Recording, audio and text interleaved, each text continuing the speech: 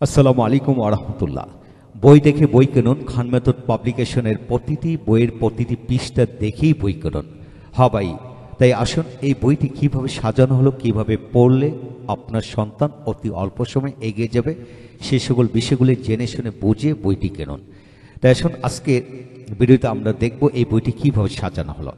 বিগত বছরের সকল বোর্ড প্রশ্ন, সেরা স্কুলের প্রশ্ন বাছাই করে সম্পূর্ণ বাংলা অর্থসাগরে এই বইটি সাজানো হয়েছে। পূর্ণাঙ্গ 27টি মডেল টেস্ট দেওয়া হলো।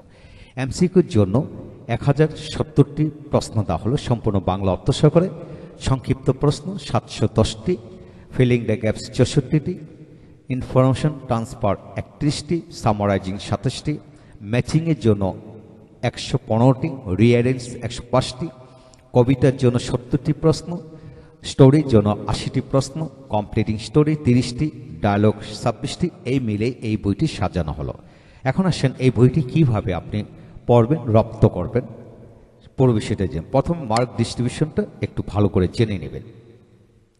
তারপর শর্ট সিলেবাস 2026-এর জন্য কোন কোনগুলো কমন পড়বে এখানে 2026 সালে 16টি ইউনিটের মধ্যে 8টি ইউনিটে থেকে প্রশ্ন করা হবে।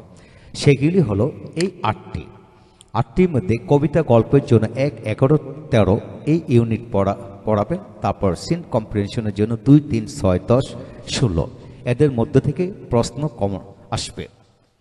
এখন আসেন টেক্সট বুক পরিচিতি। আপনার সন্তানকে অবশ্যই টেক্সট বুক এর পরিচিতি ভালো করে রপ্ত করাতে হবে। মূল বইয়ের পৃষ্ঠা সংখ্যা 200, লাইন সংখ্যা 228টি, ইউনিট 16টি, লেসন 64টি, প্যাসেজ 55টি, ছোট প্যাসেজ হলো 25টি, বড় প্যাসেজ 30টি, কবিতা 7টি, গল্প 3টি, লেটার 3টি, ডায়লগ 6টি। এদের পুরো পরিচিতি এখানে ভেঙে ভেঙে বুঝিয়ে পুরো বিষয়টা এখানে তুলে ধরা হলো। এই বিষয়টা তাকে রপ্ত করাবেন।